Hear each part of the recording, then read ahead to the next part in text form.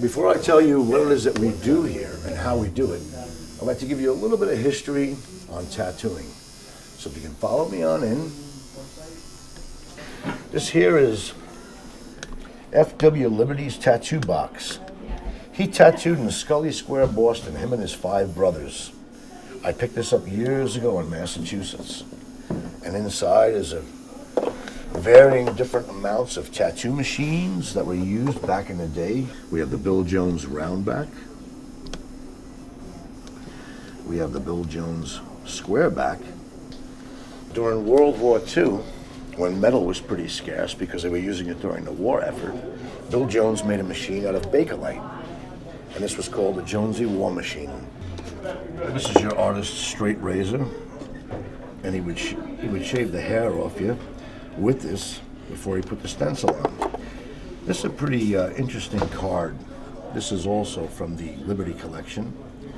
And what Ted Liberty did was, on the back of his card, if you can read this, it really doesn't make any sense. 7 and 22 and 29, and I, Miss Marshall, laundress, will be home 6:30, reference good, first class laundry work guaranteed. But what he did was, he gave these cards out to hookers, and the hookers would fold the card in half, and then you could read, it says, I shall undress at home 6:30, good ass guaranteed. Back in the day, we would solder our own needles. These are original old-time needles made out of brass needle bars. And some of these tattoo artists would use these needles until they actually wore off and fell off the bar.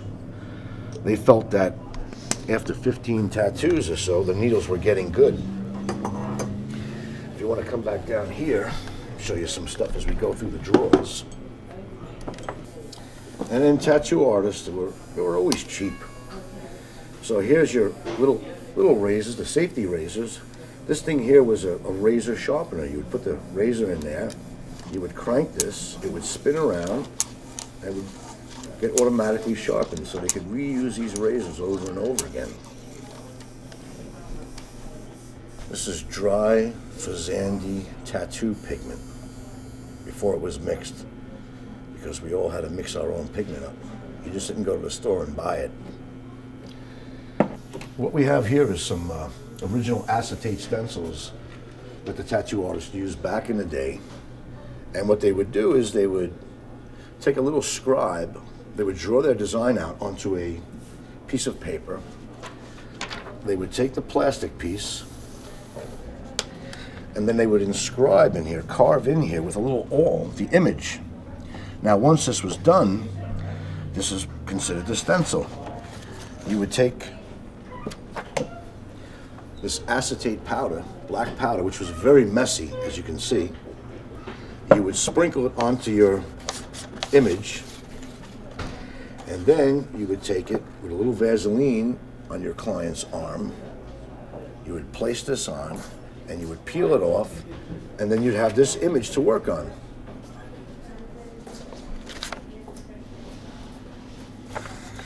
Now, back in the day, the tattoo artists, they weren't working near any kind of a sink, so they couldn't rinse anything off. So they would do is they would take their brush and they would dry brush that powder out of their stencil before they put it away.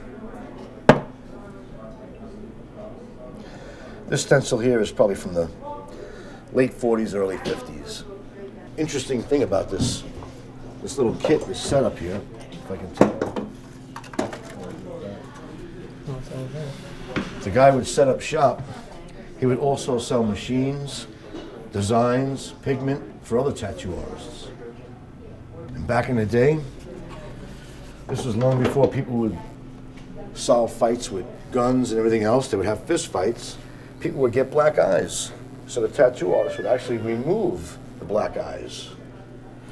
He would turn around and he would take his tattoo machine with his needles and run them dry underneath the black eye and squeeze out the blood.